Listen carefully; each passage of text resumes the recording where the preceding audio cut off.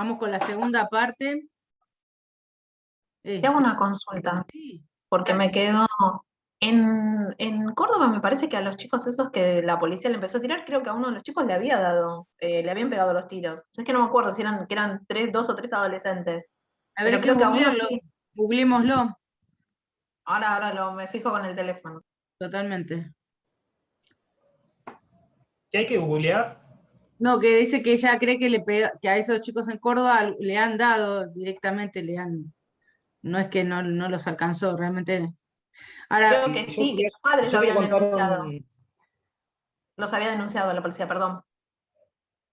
Quería contarles una anécdota también respecto a que tiene relación con lo de Villa Sur, los aislamientos, etc.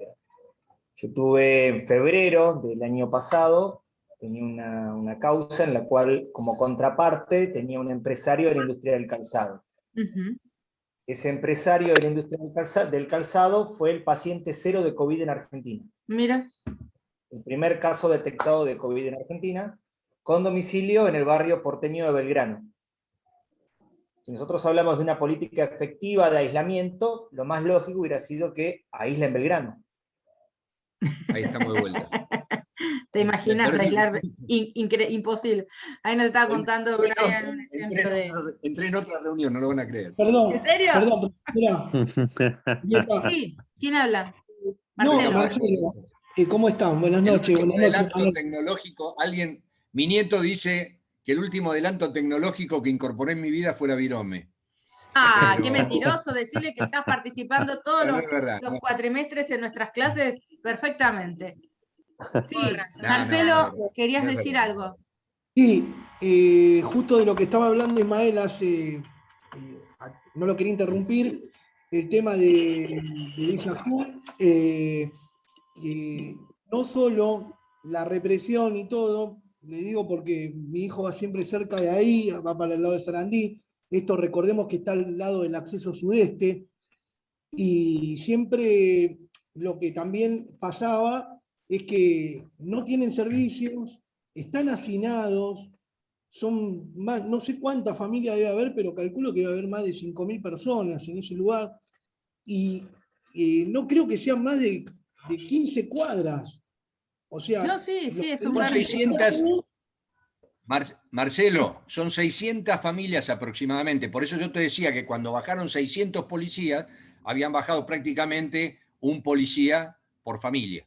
Claro, y a lo que voy es, no solo los tenían encerrados, sino muchas familias en lugares hacinados, ¿no? Uno arriba del otro.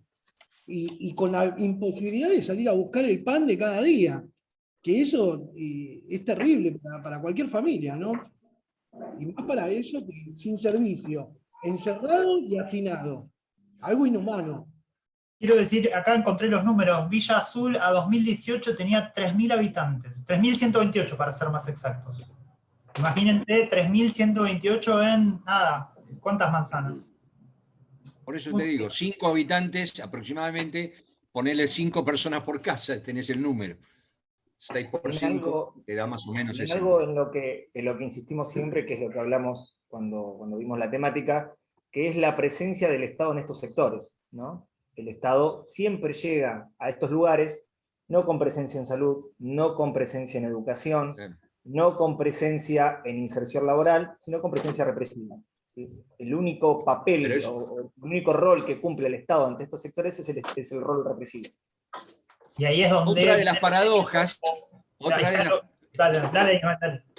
No, que a propósito de lo que acaba de decir Brian, así como cuando empezamos la charla hablábamos de lo paradójico que significa el tema de los derechos humanos, en tanto se fomentan y qué sé yo, pero nunca se aplican, la otra paradoja es la que acaba de marcar Brian.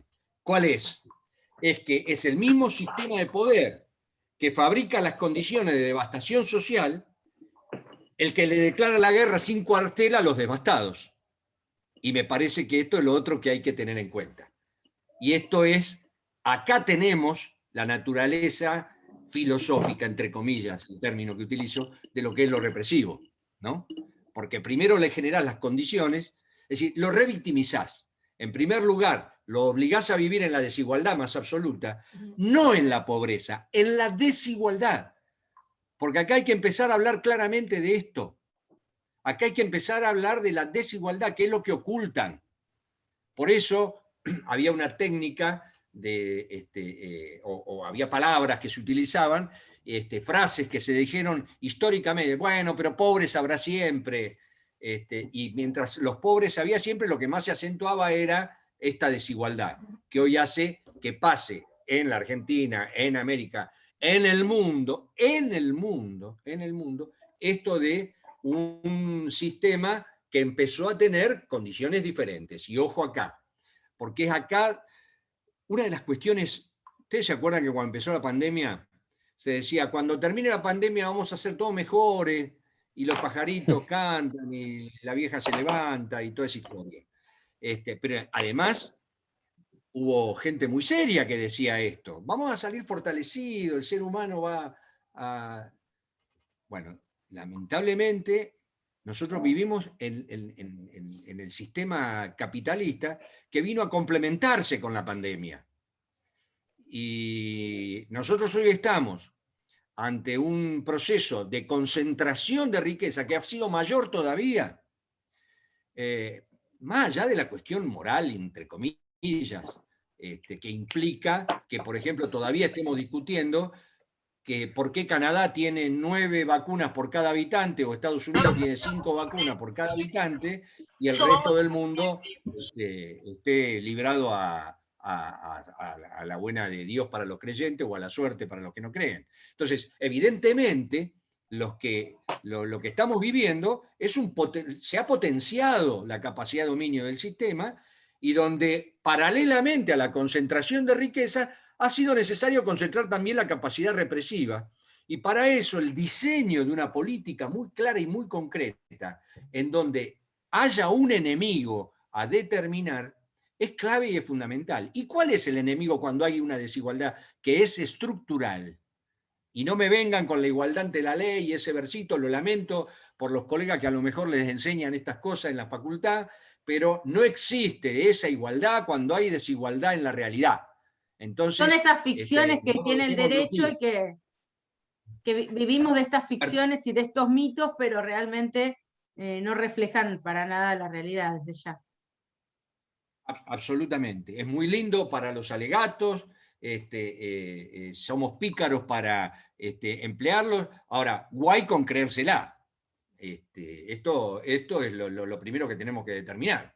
Entonces, ese sistema, al par que era concentración, digamos, que era concentrador de mucha riqueza, es también, y establece del mismo modo, un sistema represivo concentracionario que en todas partes del mundo responde a las mismas reglas. Porque si no sería como desconocer que hay amos del mundo. Y cuando nosotros, y ya eso pertenece a otra área y que algún día deberíamos incluirla aquí para hablar sobre el imperialismo y todas esas cuestiones que están tan íntimamente vinculados, por más que algunos se encarguen de ocultarlos y discrepemos con algún profesor de esta facultad que llega a presidente y que aspira a un capitalismo en el que todos ganen. Lamento decirle al colega que no existe eso. Eso es absolutamente imposible. Ismael, la famosa, ¿no? Sí. El famoso reclamo de un capitalismo con rostro humano que termina siendo un oxímoron, ¿verdad? Es el famoso capitalismo con apellido. El capitalismo no tiene apellido. No le busquen vuelta. Y el capitalismo hoy está en una etapa de sometimiento y de dirección mundial, que tiene como base 2 o 3 elementos claves. Ese sistema represivo concentracionario es, por sobre todas las cosas, disciplinador. Y entonces necesita de una población, y piensen ustedes en lo que está ocurriendo a nivel mundial, en una población aterrada, controlada, sometida a grandes aparatos de propaganda y también a diferentes mecanismos de aniquilación, donde acá el juego entre el poder instituido, el poder real que está detrás, los medios de comunicación, las grandes cadenas de medios de comunicación, juegan un rol determinante. para aplicar dos cosas, porque el proceso represivo no es solamente la ley, no es solamente lo que nosotros vemos reglamentario, es una combinación entre lo legal y lo ilegal. ¿Alguien sabe lo que son los sitios negros? ¿Conocen los sitios negros? ¿Saben que, por ejemplo, en la Argentina hubo posibilidad de tener un sitio negro? Los sitios negros es una creación de los Estados Unidos de Norteamérica, que son lugares concretamente de concentración de detenidos a nivel mundial que están por fuera de cualquier ley. Esos sitios negros, esos lugares, se han desparramado en América, en Europa, y tienen de algún modo esta capacidad de generar lugares donde la ley no rige. Como Guantánamo. ¿Es en democracia? Perdón, acá? Sebastián Como dijo algo. Guantánamo. Como Bueno, Guantánamo. el ejemplo de Guantánamo, que lo traes muy bien, Guantánamo pasa a ser ahora, si se quiere, Guantánamo ya está más blanqueado, digamos, ya no es tan negro como el resto de los lugares nuevos que aparecieron. Pero es una especie de lo que fue Guantánamo hace varios años atrás, aunque adentro se haga exactamente lo mismo. Y una ¿Con qué consulta. excusa? ¿Perdón? Una consulta, porque justo si no, por ahí nos vamos de tema. Pero eso acá, o sea, el sitio ese negro que usted dice acá en democracia, o sea, en Argentina es el lugar acá en democracia o en época de dictadura. ¿Vos sabés lo que es el GAFI? ¿No te suena el GAFI, Grupo de Asistencia Financiera Internacional? No. El Grupo de Asistencia Financiera Internacional, en el año 2005, nosotros estábamos en democracia, en el año 2005, exigió la instalación en la Argentina y la promoción de lo que llamaba la ley antiterrorista. La ley antiterrorista, que es un paquete de leyes, mal llamada ley antiterrorista, en realidad es un compendio de 11 leyes en total, pero la ley antiterrorista incluía la posibilidad de la instalación de un sitio negro en la Argentina, que por suerte no se instaló, pero que hizo de un lugar, estoy tratando de recordar el nombre de la calle en la zona norte, que es a donde se llevan a donde se lleva a los acusados de terrorismo. En lo personal, yo fui defensor de los hermanos Salomón. Ustedes recuerdan los dos hermanos musulmanes acusados de formar parte de Hezbollah, que estuvieron 22 días detenidos en la cárcel de Seiza. Desde Correpi lo asumimos la defensa y yo fui en forma personal el defensor de ellos. Y ellos estuvieron en la calle Conde, ahí está, detenidos primero ahí. Y eso, históricamente, iba a ser el lugar en el cual la CIA, el Comando Sur, en aquel momento planteaban la posibilidad, estaba Bush, acuérdense, estaba Bush, que fue el que promovió todo esto de los sitios negros, y se estaba especulando con esa posibilidad. Por suerte, el gobierno argentino no lo admitió, rechazó esa posibilidad. Hay otros sitios negros en el resto del mundo, pero se ha convertido, no por casualidad, en el lugar en donde se llevan a los acusados de terrorismo. Y aquí me quiero detener, porque el terrorismo, el narco y el crimen organizado pasan a ser las tres excusas con que a nivel mundial se ha instalado un gran sistema policíaco con el cual en realidad se justifica la persecución no del narco, sino del narcomenudeo, con el que se justifica la persecución no del terrorista, sino del que lucha, ¿está? Y con el que se justifica la represión no de las grandes bandas del crimen organizado, sino de los pibes que salen a creer que choreando en el barrio resuelven el tema de la desigualdad. Esto hay que tenerlo en claro porque si no, no entendemos lo que está ocurriendo. Y esto es a nivel mundial. Y vos hablabas de nivel mundial. Nosotros en el curso de Violencia y Sociedad en Argentina siempre hacemos hincapié en cómo muchas de las cuestiones, o casi todas las cuestiones que han pasado aquí en Argentina, siempre están vinculadas y las tratamos de ir hilvanando con lo que ocurría en el mundo, y sobre todo también a nivel económico.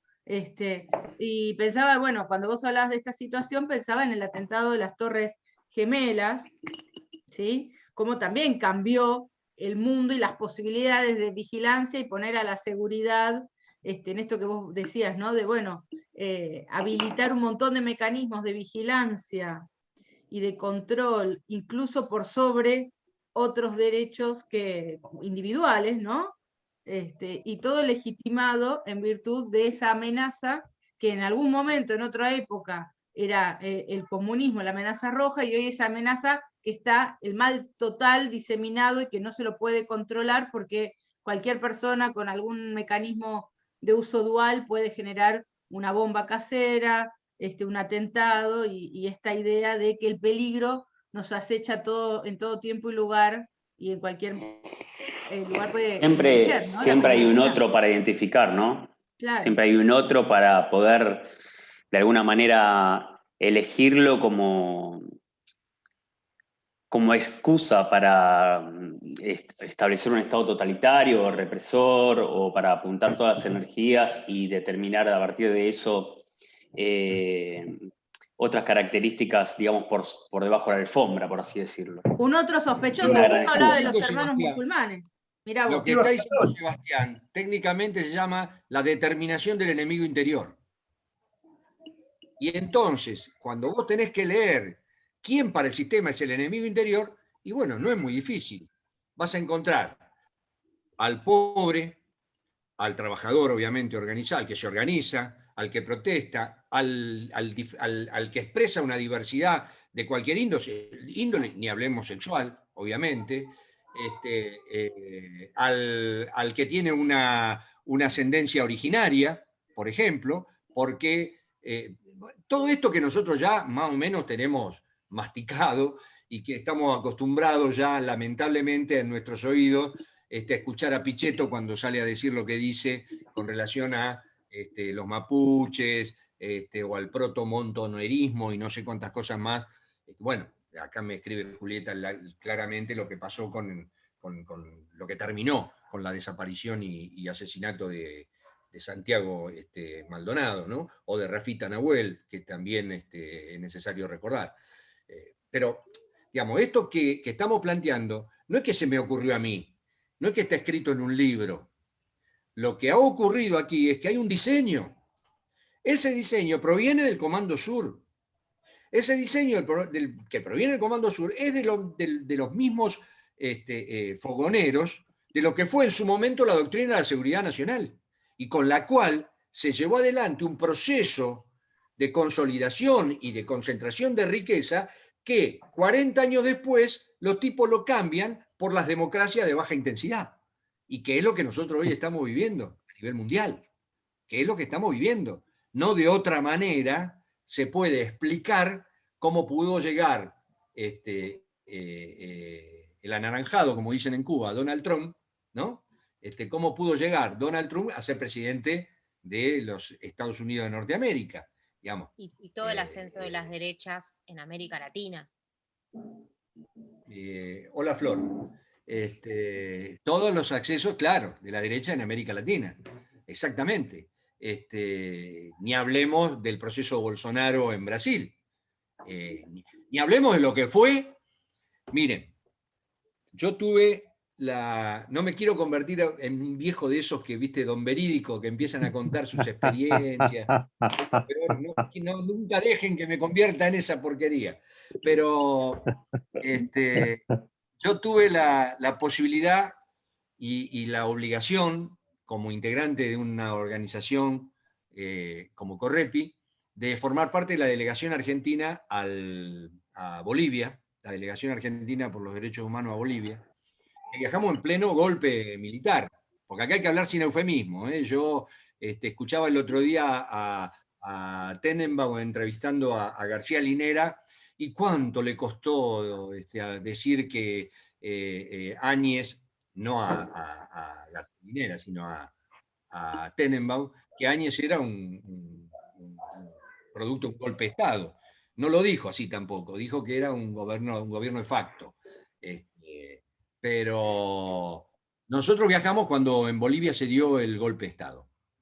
Cuando en Bolivia se da el golpe de Estado y nosotros llegamos al aeropuerto de Santa Cruz de la Sierra, nos separan a un grupo éramos cerca de 50 compañeras y compañeros de distintas organizaciones, de las más variadas y diversas. Pero hubo un grupo que nos metieron adentro de una oficinita. Éramos unos 18, con otros tantos policías bolivianos. Y tenían un listado con nombres y apellidos nuestros. Había una mancomunión, en ese momento todavía estaba Macri en el poder, porque eso ocurrió en noviembre del 2019. Había una coordinación entre los dos gobiernos, donde era claro que ese listado se lo habían suministrado de acá. No había otra forma de que eso, porque si ellos hubieran llamado, y eran tan burdos, que si hubieran llamado a los 48 que estábamos ahí en la delegación, pasaba desapercibido. Pero cuando llaman a 18 de un listadito. Esto está muy claro. Y además, bueno, estaban desde el Tano Catalano, Graboy, yo, bueno, era muy claro que había una cuestión coordinada entre eso, a propósito de lo que Flor decía sobre el despliegue y el crecimiento de la derecha en América Latina. Es decir, creer que el final es que la derecha se instala en América Latina como un ejercicio más de la democracia es perder el rumbo. Es no entender que, insisto con esto claramente, y aunque yo sé que puedo estar hiriendo susceptibilidades de alguno que todavía piensa que la salida es por ese palo, pero lo tengo que decir abiertamente porque si no le faltaría el respeto mintiéndole en cuanto a lo que pienso. Yo creo que aquí se da una pelea necesaria contra esa derecha si realmente queremos salvar las vidas. En serio lo digo. Para salvar las vidas no podemos permitir ni admitir que la derecha se apodere en las condiciones en que se ha apoderado en América Latina de los resortes del poder. Y esto tiene que ser categórico de una buena vez y hay que decirlo con todas las letras. No se le puede conceder esa posibilidad. No hay manera de que vayan al cuarto oscuro y le pongan el botito a los tipos que después van a hacer lo que están haciendo, históricamente han hecho y siguen haciendo en distintos países del mundo y en donde la Argentina la amenaza está ahí. Pero esta es una realidad incontestable. Perdón, Nahuel, Iriel había levantado la mano hace bastante tiempo, no sé si querías hacer una pregunta, un comentario. No, quería hacer un comentario, pero bueno, creo que quedó un poco atrás, pero lo hago, no sabía si hacerlo o no. Cuando estábamos hablando de Villa Azul, se me vino a la cabeza como una película de la Segunda Guerra Mundial donde la gente estaba en los guetos y los alemanes ricos estaban por las calles así paseando como si nada. No lo iba a hacer, pero recién cuando me quedé pensando que hay algo más grave, o sea, el terrorismo, estas persecuciones, ¿no? que hablaba Ismael, el terrorismo, los crímenes en grupo, puede ser tan grave como que a un estudiante se le ocurra una analogía de esta manera. En eso me quedé pensando, como qué fuerte, ¿no? Que a veces no se mira no se mira al propio Estado o a la propia represión como algo tan grave como puede ser una amenaza contra el terrorismo o estos crímenes o este tipo de situaciones. Me quedé pensando en eso porque digo, qué grave lo que me está pasando en mi cabeza, que no se vea. Eso.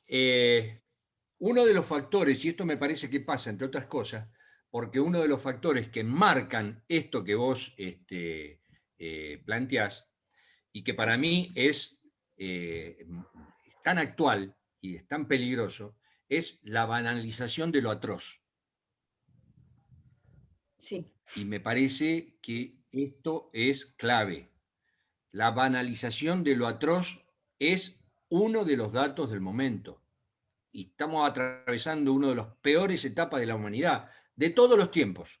Ni hablemos de lo que es el modernismo, la posmodernidad, o llamarlo como quieras. Pero ese es un dato.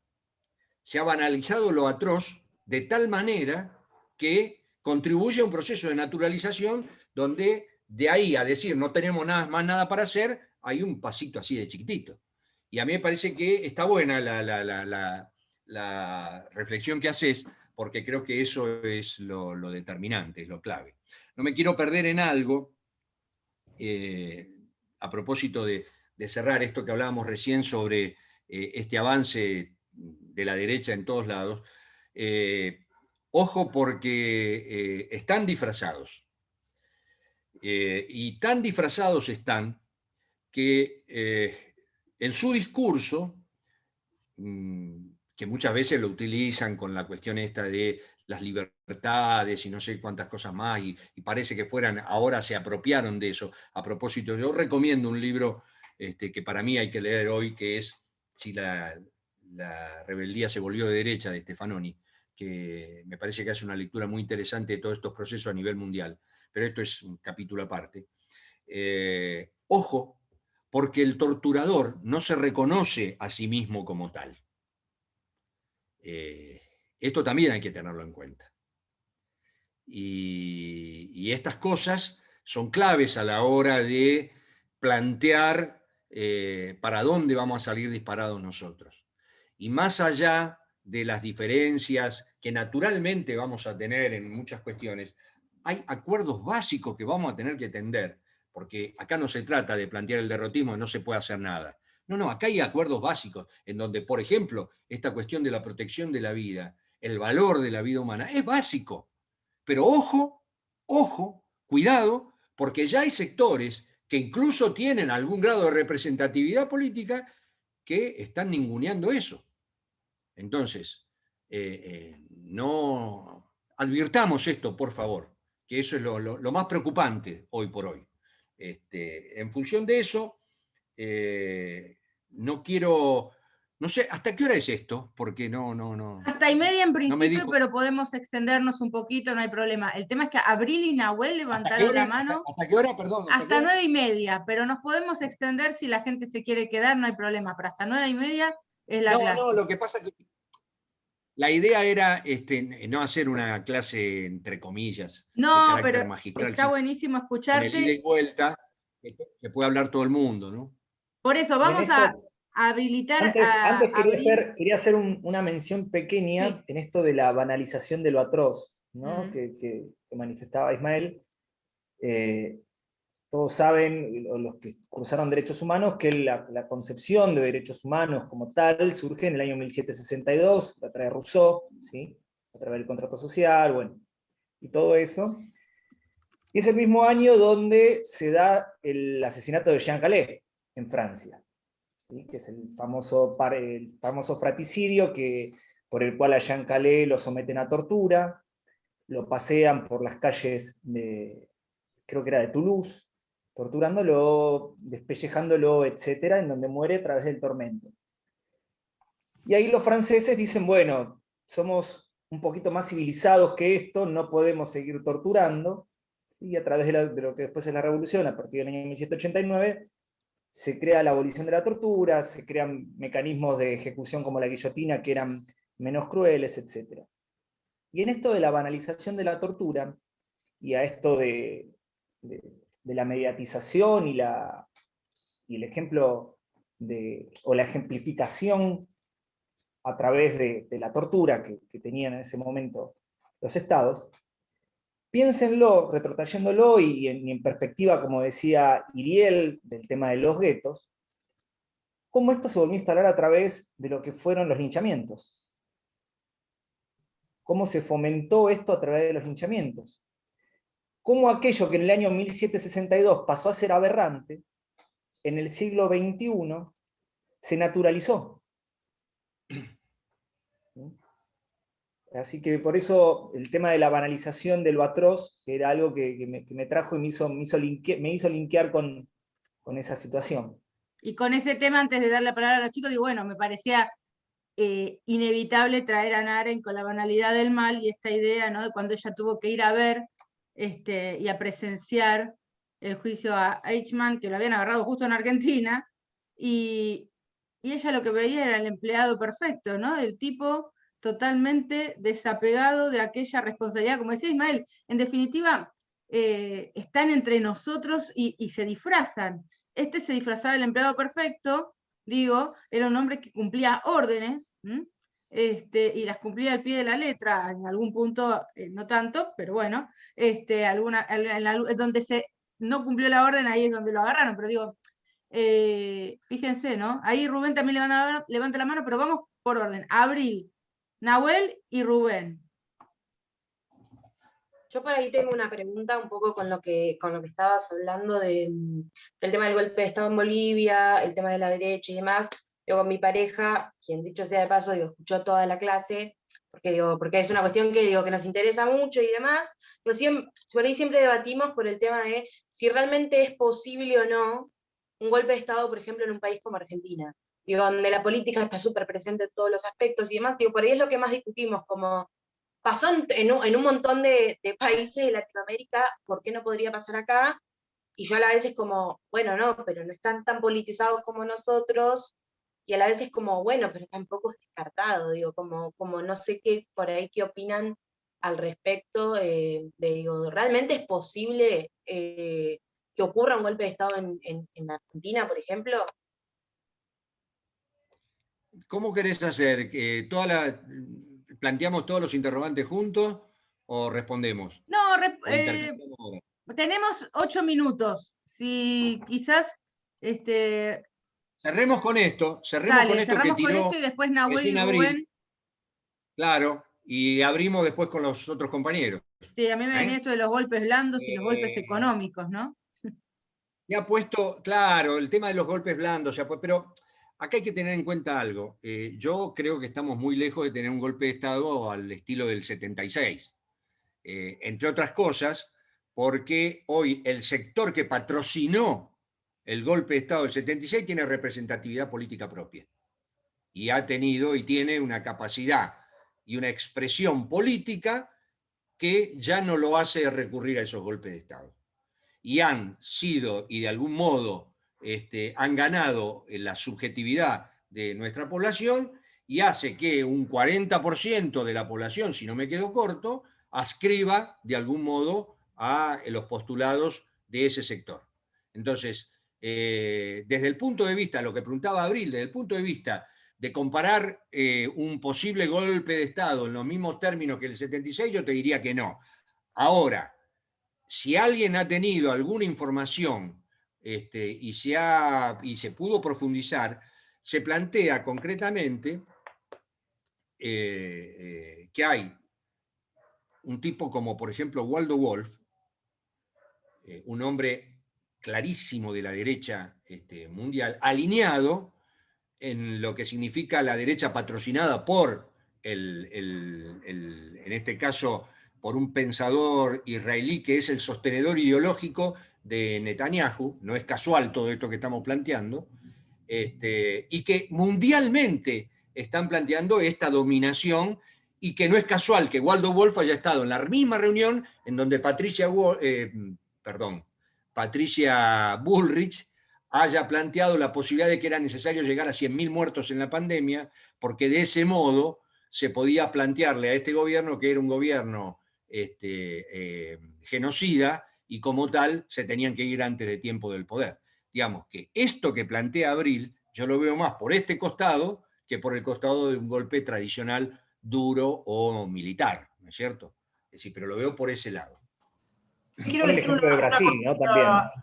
una cosita con lo que dijo, con el ejemplo claro de lo que fue el golpe de Brasil. Absolutamente. Con un problema. Brian, haces bien en notarlo.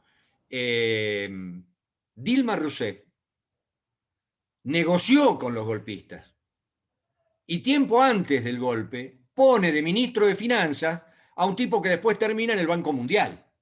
Entonces, está claro que no hay posibilidad de negociar con ellos, no puede haber diálogo con esos sectores, tiene que haber disputa, tiene que haber polarización, tiene que haber confrontación, porque no existe el diálogo si lo que está en disputa es el poder. ¿Está? Entonces, los tipos van por eso.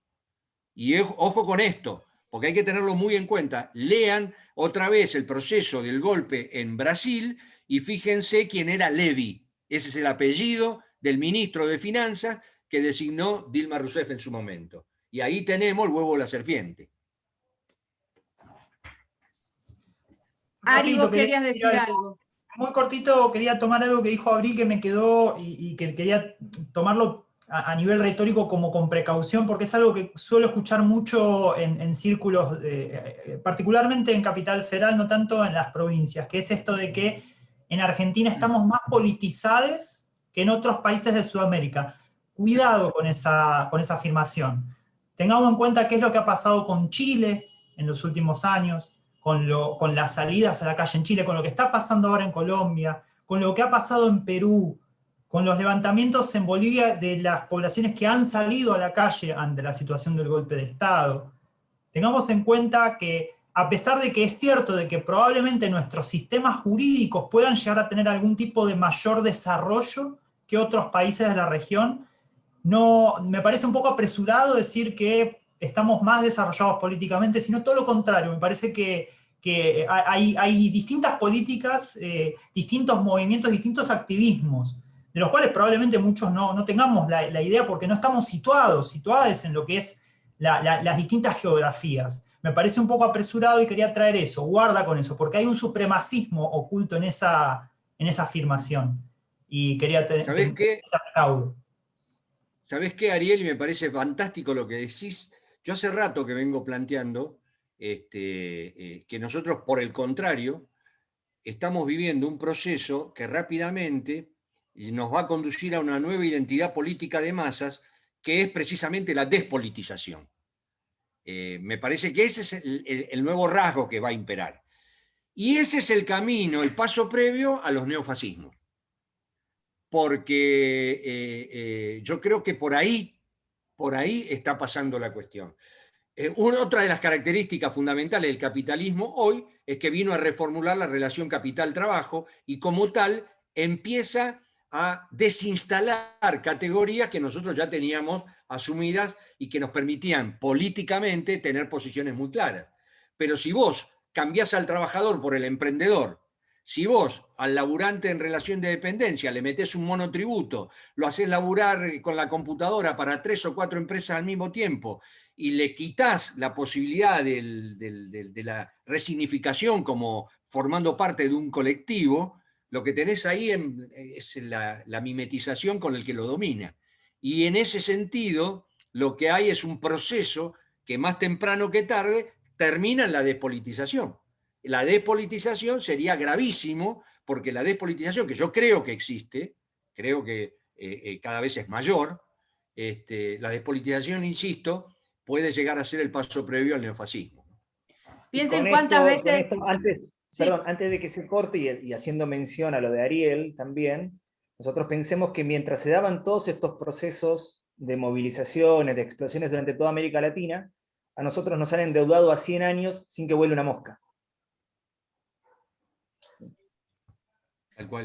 Dice que es parte del juego de la derecha y totalmente. Cuando nosotros terminamos diciendo que somos parte de la empresa en el punto de definirnos como un nosotros, ¿no? Cuando directamente nos alienamos de esa manera, a mí me ha pasado estudios jurídicos muy grandes que la gente se autodenomina como si fuera casi de otro país, de otro planeta.